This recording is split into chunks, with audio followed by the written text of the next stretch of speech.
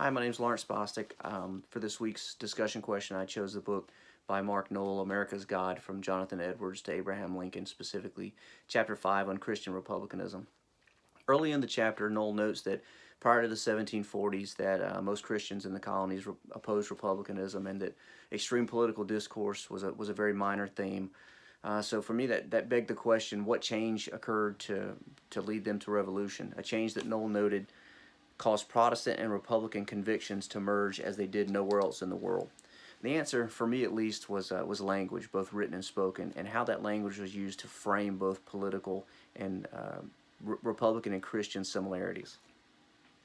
Noll describes the revival period from 1735 to 1745 as a time when spiritual leaders such as George Whitefield and Gilbert Tennent used politically charged language such as everlasting liberty from bondage and servitude to describe church matters.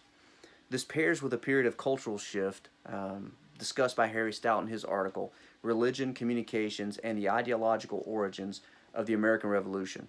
It describes how Whitefield's religious tours, his public speaking tours, began to shift the roles of speaker and listener in these mass gathering situations. The roles were altered, and it created this new model of social organization that could be used for political, social, and religious contexts.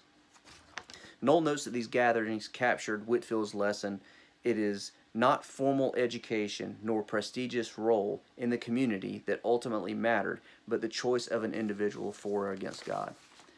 These sentiments mean a lot more when framed in the context of the 1750s during King George's War, when the colonies had this very real fear of the Catholic Church's influence in America.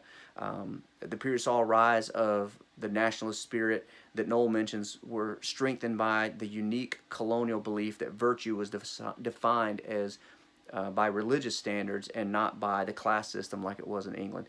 This became a very fundamental difference between the colonials and the British. Additionally, this led the colonies to connect liberty and the survival of their religious beliefs.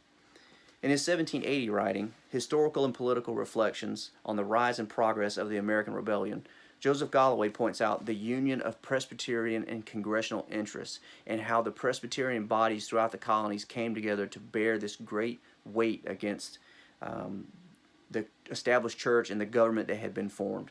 This theme continues in a journal article named Religion and the American Revolution by Derek Davis.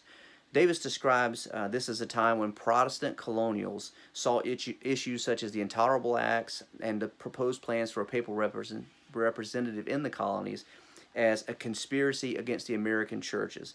This just continued to further push the colonials and the crown away from each other.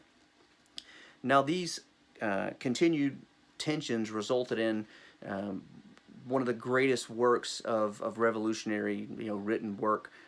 Some might call it a weaponization of language, Common Sense by Thomas Paine.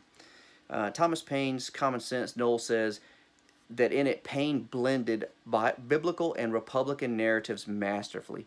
The importance of Paine's works continues on to be mentioned in an article by Christine Herman, Religion and the American Revolution. In it, she calls Paine's language a secular sermon mingling religion and politics. Everyone knows what happens next. Paine's work continued to pave the road of war towards war between the colonies and Great Britain.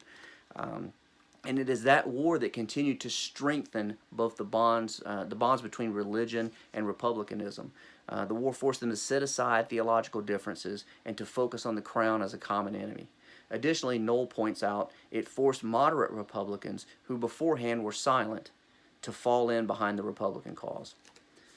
This theological unity was important in America, became important because regardless of the specific denominations, Protestants saw virtue as the all-important factor. The additional use of language that Noll notes aided in painting the British, who the colonials saw as a society dependent on their luxuries, as the natural enemy. And it was this view in 1780 that a New Jersey Presbyterian named Jacob Green described how vice is the radical cause for loss of liberty, that when a nation is abandoned to vice, there is no longer any suitable tie by which it can be held together. For me, these are all examples of how language was used to form a republic that was partnered with Christian beliefs. My name is Lawrence Bostic. Thank you for listening.